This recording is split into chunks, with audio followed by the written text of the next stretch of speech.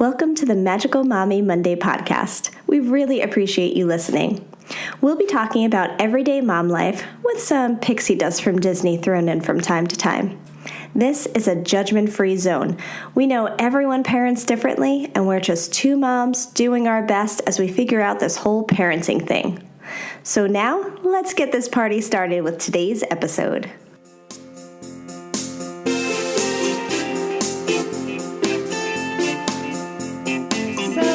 All of you listening out there, if I sound clear today, it's because I realized that the microphone I've been talking into for 3 weeks was never being used. It was essentially not plugged into the computer correctly to be used with the software that Jen is recording from. So hi, this is a freshly sounded Angela for your listening pleasures. Welcome to episode 4 of the Magical Mommy Monday podcast. Holy Moses. It's still happening. It's still happening. And that voice you hear is back from last week. She has returned for a 4th episode. 2nd episode in a row for her. It is the one, the only. From the Monday Morning Monorail Podcast, Samantha Monorail. Hi, Sam.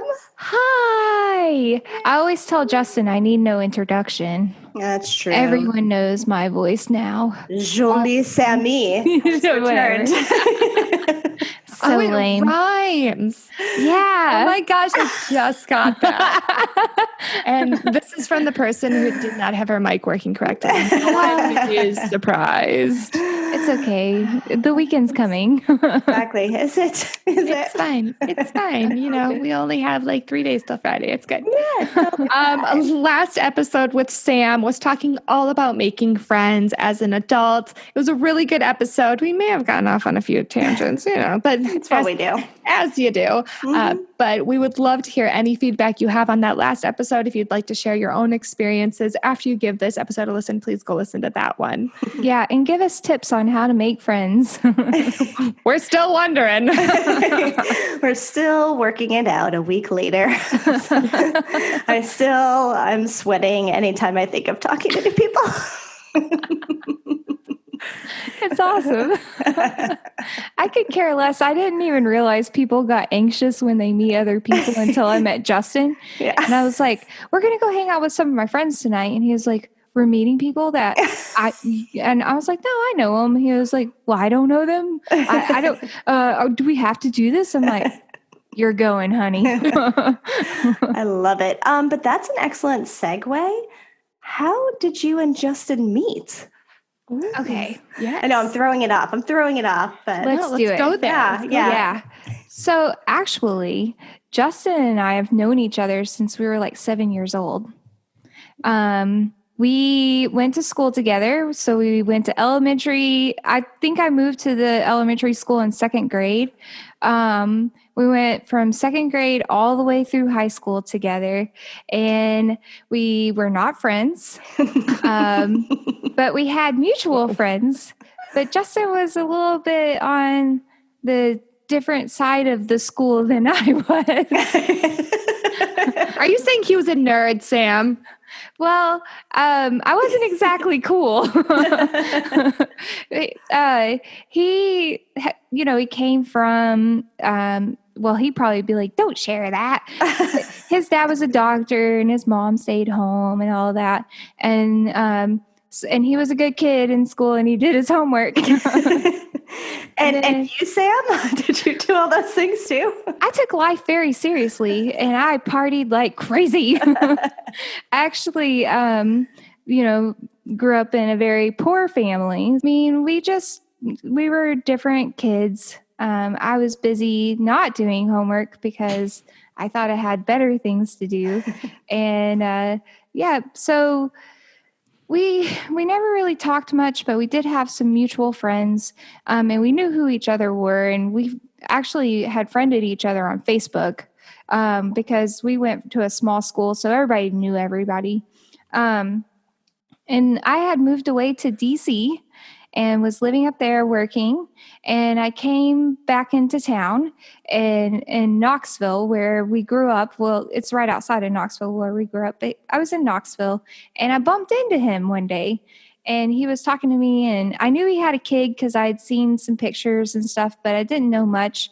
And he was telling me that he had just finalized his divorce that day. And I was like, big news. Whoa, for a run-in. Yeah. And I had McKenna, I was like, oh, wow, congratulations. And he was like, thanks. And he was talking about his son, and he took care of his son. He was a single dad, and he was the one who had custody. And I was just like, this guy's kind of impressive. I shouldn't have ignored him for so long. So I actually hit on him. Sam's like, I'm not wasting any more time. No, let's do this. Like I said, you always know. I will tell you to your face immediately. I don't like time passing by or anything.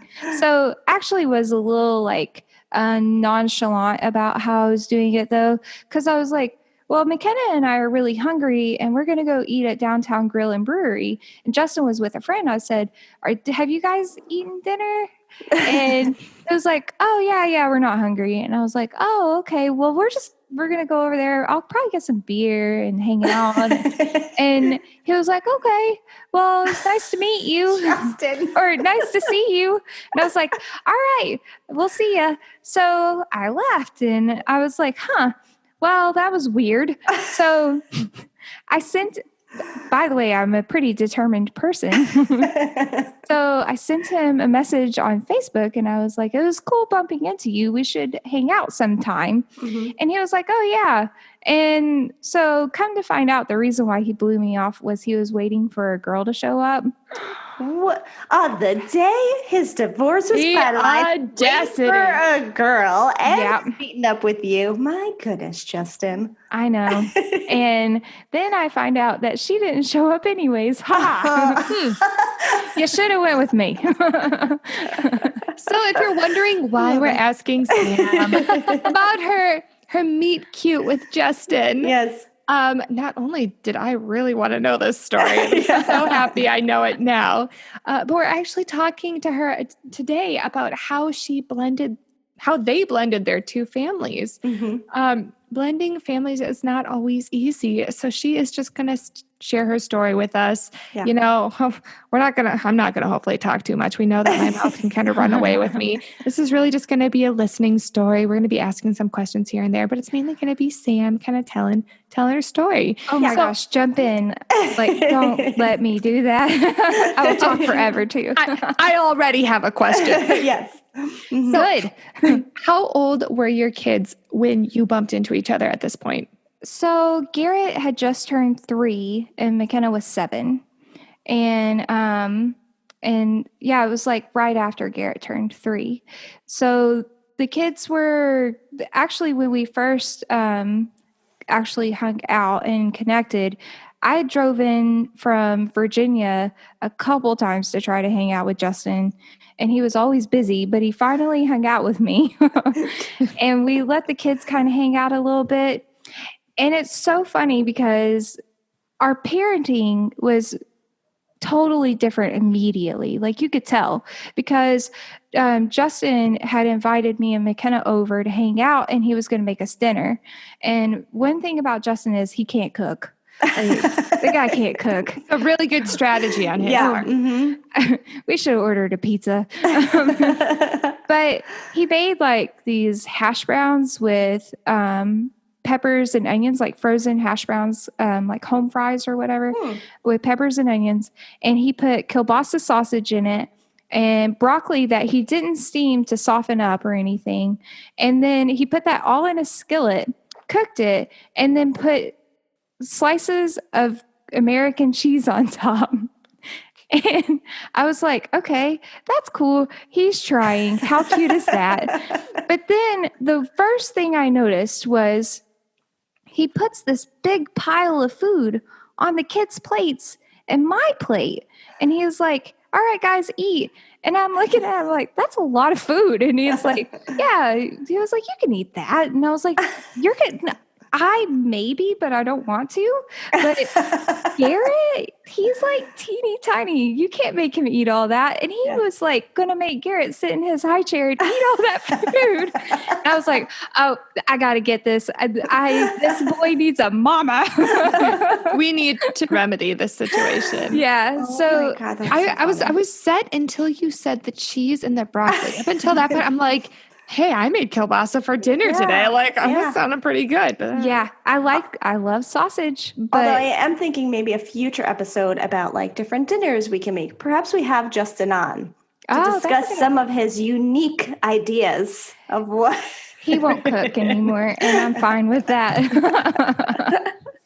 So he had custody of Garrett. Mm-hmm. What was your situation with McKenna? Yeah, I had custody of her as well. So I was 19 whenever I had her, and her biological father was 20, and he was not ready for that. Neither was I, but, sometimes you have to suck it up a little. And Justin's one of those people, like, he wasn't as young as me, but he definitely stepped in and he was like, I'm a dad. I got to take care of stuff. Mm-hmm. But, it's not every guy. So I'm not saying that because I definitely know it's not every guy. But there are some guys who don't want to take responsibility. And I happened to find that guy Mm-hmm. and it was awesome. But really, I was fine with it because it's nice not having to swap McKenna around to houses and stuff. Mm-hmm. That's one thing that I feel kind of fortunate about. It only happened for a short period of time. Yeah. But, and the same with Garrett too. For a short period of time, he was going and visiting with his biological mother. But, and we were all cordial to one another. Mm-hmm. I didn't have any issues with them, and Justin was very nice with everyone. They were nice with us. But I think everybody kind of knew that what we were building was a real family, Mm-hmm. and they kind of just stepped back because the kids were even more comfortable with the way we were setting up our home. Mm-hmm. And so we got pretty lucky in that sense. But I think if we had to make it work, we could have made it work, Yeah. Yeah. No, Yeah. definitely. So before you met Justin, what was your situation? What were you working as? Was McKenna in daycare? How was that working? Yeah. So actually being a single mom was pretty hard for a while because I didn't know what I was going to do.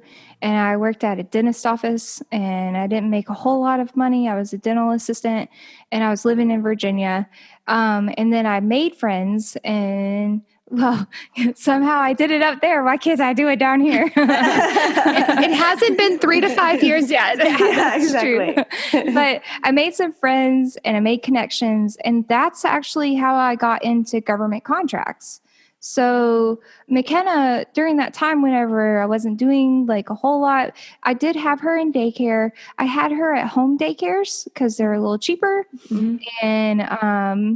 And I went to work all day and I'd go and get her. And if she was ever sick, that meant I had to take care of her. So there wasn't a whole lot of vacation time or anything. Right. But then whenever I got the better job, I was actually able to put her into a decent daycare.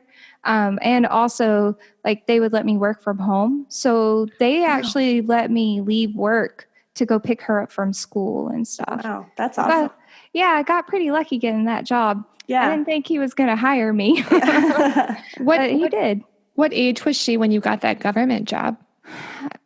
She was about 5 whenever I got that. So she doesn't really remember the struggling part, Mm-hmm. which I'm fine with because I have plenty of memories. She doesn't need them. Yeah. And actually, I don't even know how it happened, really, to be honest. I just was at a party, go figure. And a guy told me that his brother was looking for an admin. And I was like, well, I could probably be an admin. And I applied. And then he actually wasn't going to hire me. He hired another lady, but she failed the drug test. And God. Right? So he called me and he was like, I'm going to be honest, I wasn't going to hire you. But the lady that I was going to hire failed her drug test. Can you pass a drug test? And I laughed. And I was like, Yep. And who says that to someone? So funny. Yeah. So I go to do my drug test and I was like, oh my God, because I filled out my paper in the car and my pen busted. And I was like, they're going to think that I have something on my hands, So I go in and I'm like, I don't know what happened whenever I was going into the room so that way I could pee in a cup. And I was like, I got ink on my hands. I'm trying to wash it off. I'll wash my hands in front of you, whatever you need me to do. Mm-hmm. And she goes, no, it's fine. I'm going to cut a piece of your hair. And I was like, so whenever I was in high school, she was like, no, it only goes back 9 months. I was like, okay, I'm fine. It's like, wait, before you cut too much. We have to talk. Let me tell you where this hair has been a little bit. It's been through some stuff. I'm like, oh no. But I was like, oh no, it's been several years. And she's like, you're fine. Don't talk anymore about it. And I was like, got it. So, Jen, before I ask the next question, do you have any more questions? I don't know. That one was too good. I know. I was ready for the next one. And I gave you no time to recover. I'm just loving all, you're 19 getting pregnant, which is huge and unexpected and, not what every 19-year-old thinks about or is going through. But after that, because you were just like, yep, let's do this, you made it work. And there were some lucky situations, I feel like, after that point that happened, that it's like all of this was meant to be. And I know we're kind of we went back and then further back, but even with Justin, meeting Justin, who was a single dad and was in it and was like, yep, let's do that. He kind of had that same mentality, and you meeting someone random at a party and finding this job. I mean, it's kind of like everything aligned after that point. Not that you didn't have a hard time with it or go through plenty of struggles, but it's but the fact that you got through those first 5 years, which seems like, and maybe not yet, but the toughest for you. And then from there moving forward, things kind of started getting better. Yeah, it definitely was the toughest in the very beginning because when you're 19, I worked 2 jobs. I was working at a tanning bed and I cooked at a restaurant. So, and I wasn't planning on being pregnant either, and then I find out I'm pregnant and I'm being a total turd about it. I'm like, everyone, listen to what happened to me. I'm pregnant. I'm so sad. And I remember one day I was doing that whole reflecting thing. And I think I was driving home from work or something, feeling sorry for myself. And I was like, this is not this baby's fault. This is totally my fault. And I'm being a jerk right now. And so I just decided I got to figure it out. And so one of the things that really freaked me out was I didn't have health insurance and I knew she would need health insurance, which means that I would get on TennCare, which is the state health insurance, which also is terrible. So I actually started looking for a job and I ended up getting one at a pediatric office, and I actually hounded them for a really long time until they gave me a job because I wanted her to be able to go to that doctor. Yeah. And I was like, I realize I have no medical experience whatsoever, but trust me, I learned fast. And they were like, God, she won't go away. And actually, there's a doctor at the office named Dr. Reimer, and he was like, give that girl a job already. That's awesome. But you know what? Your ability to grow up so fast before the baby was even born, and to also advocate for your child before she was even there, just really shows how you're meant to be a mom and how good of a mom you are. Yes. Yeah, because most 19-year-olds, not all, but a lot of them do stay in that woe is me place of well, now what am I going to do? I need help. I can't do this alone. Yeah. And you were like, yep, nope, I'm doing it. Yeah, I did it all by myself too for a while. Yeah. And it was kind of like a nice relief when Justin came along, but I was more motivated to help him and Garrett because I didn't need help anymore. I'd finally found my footing, you know? And so I felt like I had gotten to a good place where I liked myself, and I was happy with my life. And then I meet him and I'm like, that's a compliment to my life right there. I could totally take that on, Yeah. So, isn't that always when you meet the one is when you're like, I feel good single. And then they just walk right in and you're like, oh, hi. Yeah, guess I'm not single anymore. Yeah. So you guys met, and how long before you introduced each other to each other's kids? I mean, McKenna was there when you guys kind of ran into each other. Yeah. But how long before you saw Garrett? Not long. Actually, I was pretty sure I was going to marry Justin about a month after dating him. I was like, yeah, this is it. Like, he's a little annoying, but he's really awesome. I was like, this is awesome. Like, I felt happy. I would go back to Virginia, and I'd always be sad because I would want to be back with him, and he was in Tennessee.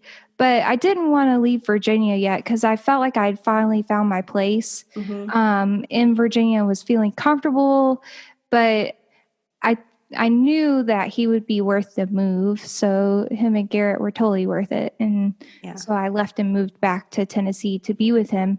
And I think we had been dating for a little over a year whenever I moved. That's going to be my question. How long was that? Yeah. Yeah, it didn't take long. So I mean, that's fairly long time. I mean, I think I was engaged in 10 months, so. Yeah. I mean, when you know, right? So. Yeah. So you moved, and then did you guys just move in together, or did you get your own place? Yeah, we moved in together. Actually, we moved in with his parents for a short period of time, but we needed to save up a little bit of money for the apartment, and we ended up moving out. We didn't stay with them for very long. And it was nice because, I got to be like the mom of my house, and it was my place. Yeah. And I broke Garrett a little bit of some of the things that Justin was teaching him, and Justin broke McKenna of some things that I was teaching her, because he'd be like, why do you let your daughter talk to you like that? And I'm like, what do you mean? What are we talking like? She can't talk to me like that either. I'm going to tell her to shut up. And you're like, yep, that's it right there. Yeah. That whole thing. Yeah. Because that's how we talk to each other. McKenna and I would talk like that to each other. Yeah. That's so funny. What do you think was the hardest part of like when you all moved in together, the kids were together then like every single day?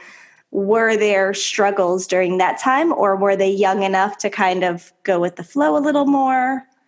Yeah, I think it seemed like it really evolved pretty quickly, that everybody was okay with it. And actually, one of the best things that ever happened. So Garrett had, been with me for a while, and McKenna always called me mom, and Garrett and I were playing one day, and he said that he wanted to call me mom. And I was like, oh, I was like, Aww. You can if you want to, but you don't ever have to. And I was like, but you can. And he did. And, and it doesn't, people will meet us and they don't even realize that Garrett's not my son, Well, he is, by the way, but they don't realize I didn't know. Birth him. So. Yeah. No, and I didn't know. And here's what happens when you make assumptions. I'll put it all out there from my assumptions of you guys. But like back when, because I met Justin over a year ago when he was in New York for work, me and Frank met up with him. And that was the first time that I realized that McKenna initially was yours and Garrett was it. Because he was just talking and I was like, wait a second, what did he say? What? That seems like something's not right. I don't understand. But my assumption, because I think at that point I knew you guys had known each other in high school. I can do math. So I knew you were young when McKenna was born. And I kind of just figured like, oh, high school sweethearts. And they had McKenna young. And like, that was that. So as he's telling the stories, and I was like, hold on. Rewind. Wait, what was that? And he kind of went into the whole story and I was like, wow, that's amazing. Like I had no idea, but You know, why would you know someone's entire life story from Twitter? I don't know why I would assume. I know. It's okay. I just thought you took forever to get married. Yeah. And I was like, oh, but they've only been married, whatever. Yeah. I mean, I feel like I know everybody's stories too. Yeah. And I'm like, wait, what's going on? These people are involved in drama on Twitter? I thought I knew them. So have you two since adopted each other's kids?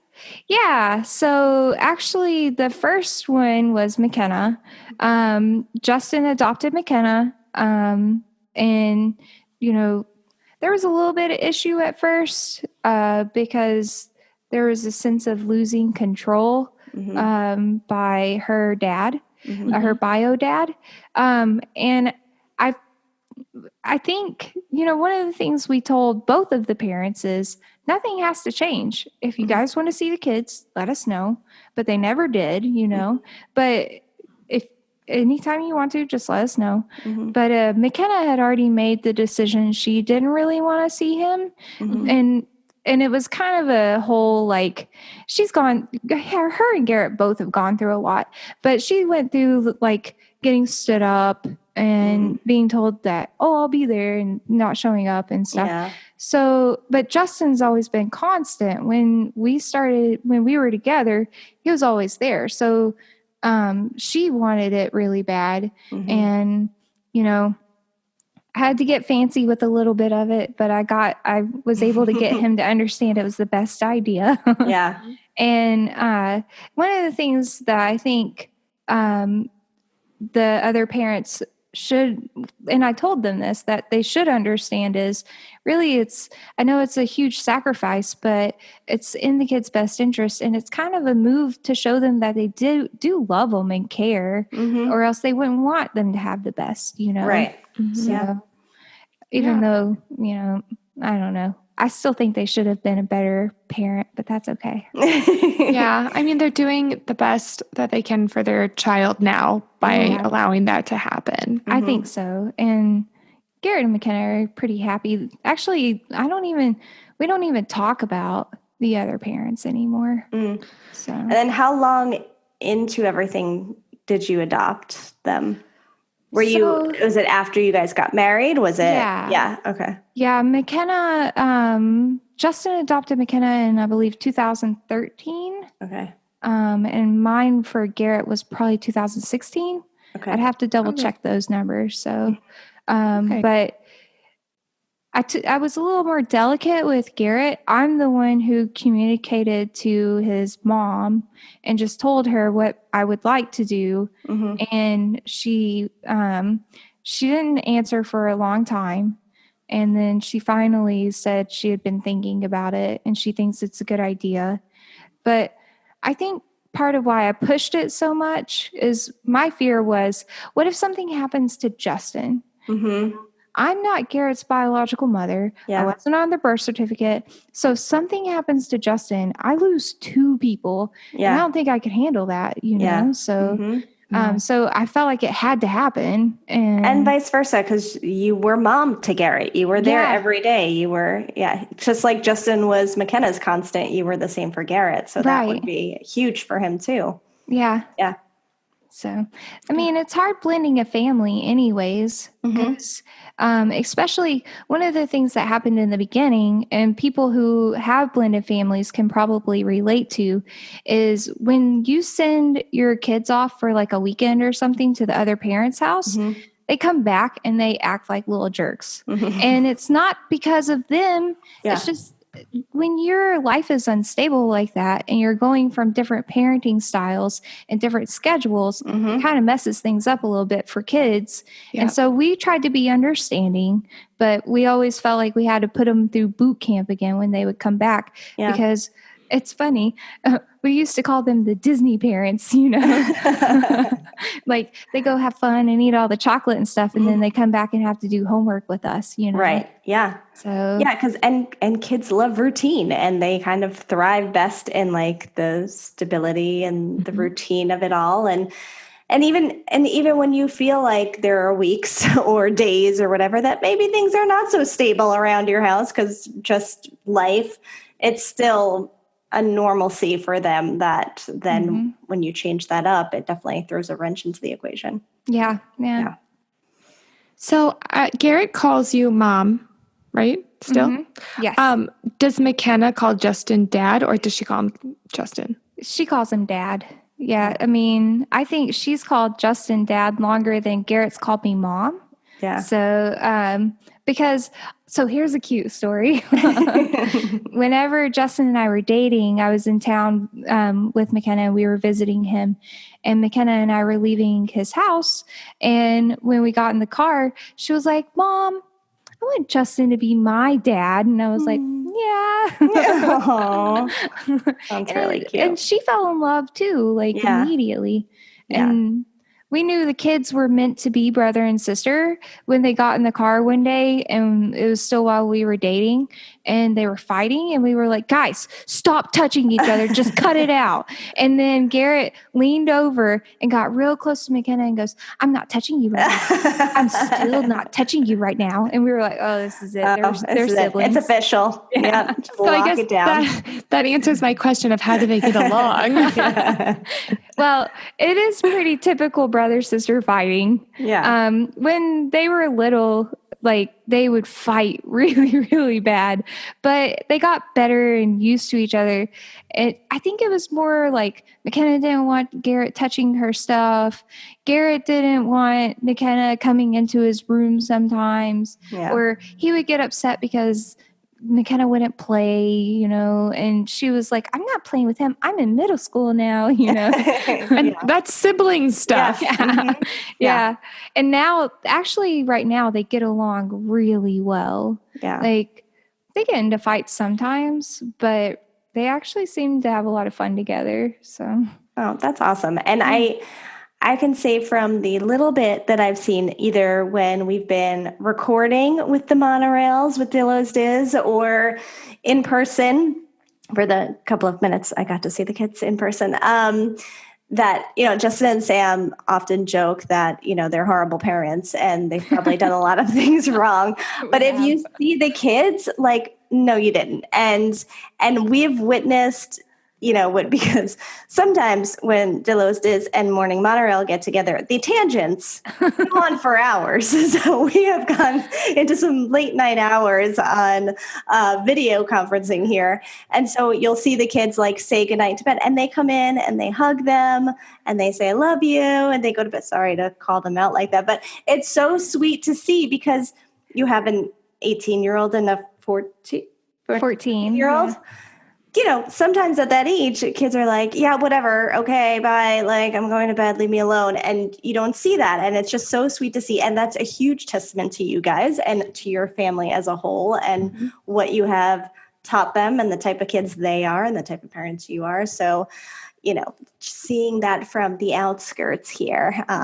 Thanks. You really haven't screwed anything up. No.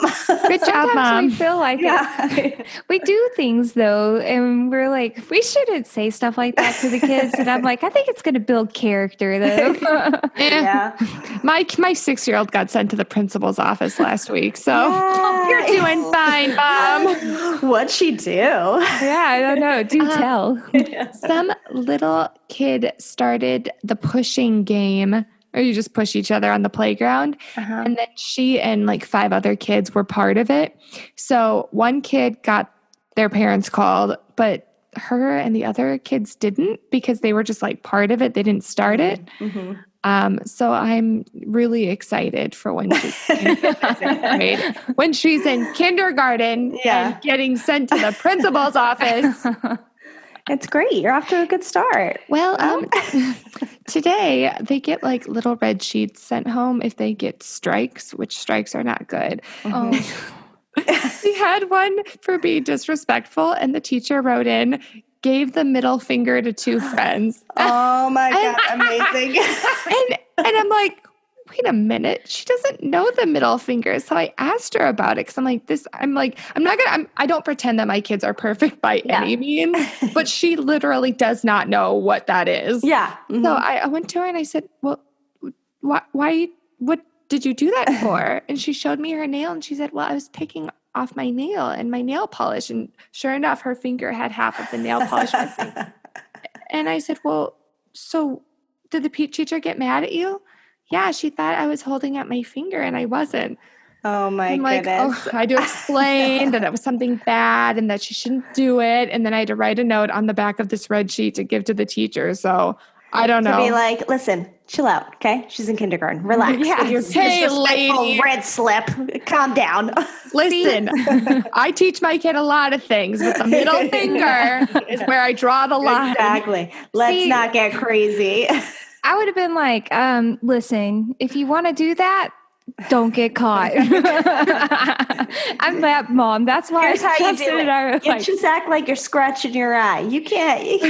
That's all you do. Or apparently act like you're picking your nail polish off. Do you think it's off? Do you think it's totally off? Do you see it anymore? No, but I can't tell if there's purple. I was writing the note, and the whole time I was writing it, I was thinking, this teacher is going to think that my daughter bamboozled me. Yeah. And was like, oh, I was just picking my nail. Like, she's going to think that my kid lied to me and I believed her. Yeah. But I'm her mother. Like, I truly know that she doesn't know what it means. Yeah. And when I tried to explain it, she gave me this bewildered look, like, what are you talking about? That doesn't make any sense. But I mean, the teacher's not going to believe me, and it is what it is. And I wouldn't have even explained it. I'd have been like, well, when you go in tomorrow, you tell your teacher, I won't be doing this anymore. My husband thought it was funny. Yeah. I was just like, okay, so it was principal's office last week, middle finger this week.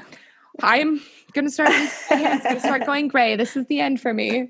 I love it. 6 years old. Yeah. Mm-hmm. Yeah. I have some good stories. One day we'll have to do a show sharing stories where our kids sold us out on something. There you go. I would love that. For sure.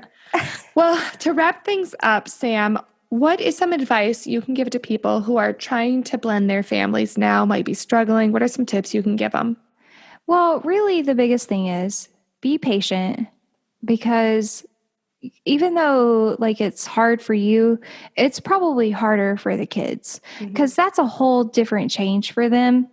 And especially if they're going back and forth between parents and they're having to go to one house and then back to another house, that's pretty tough. And so one of the things that we always try to do is let the kids have that time to be mad or frustrated or something, to figure out how to handle changing back to the way things are. And also just being really blunt about it and being like, look, I know it's there this way there, and that's fine, but this is how it is here. And you still have to do those things and give them a moment to transition. But we tried to not yell at them or anything about that, because we knew it's hard to kind of get into the flow of things.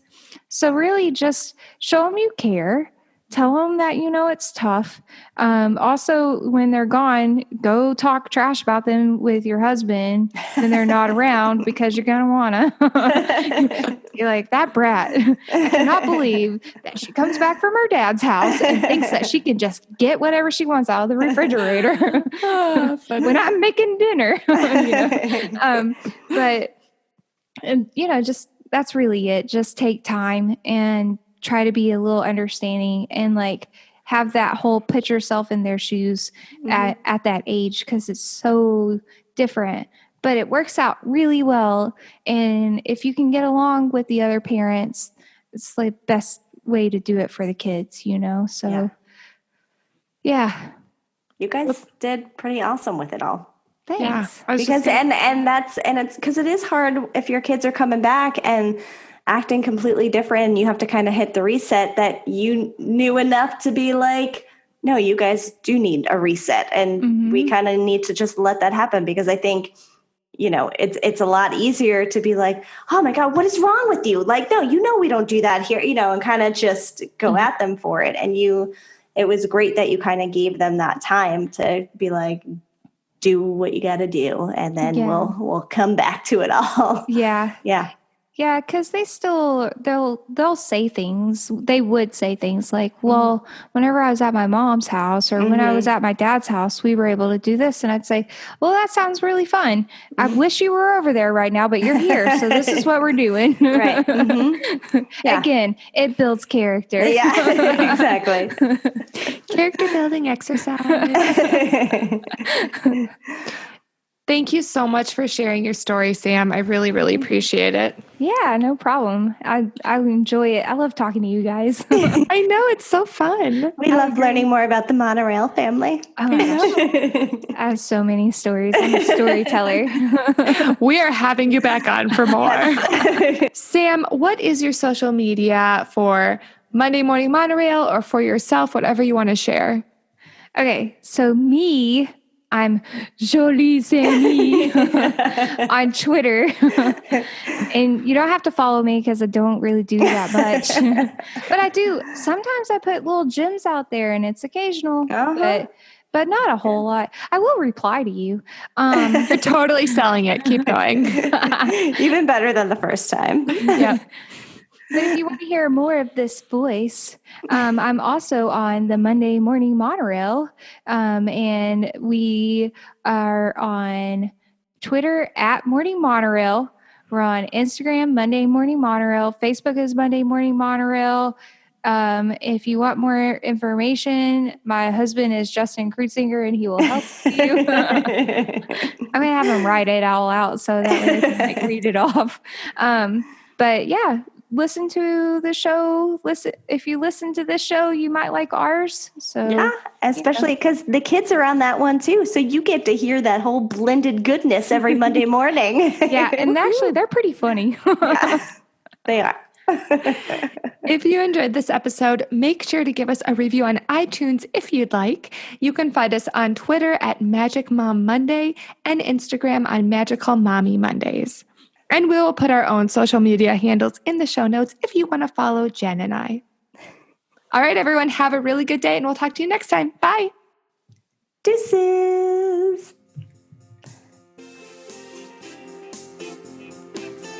Thank you for listening to this episode of the Magical Mommy Monday podcast. We hope you enjoyed it. You can find us on Twitter at Magic Mom Monday and on Instagram at Magical Mommy Mondays.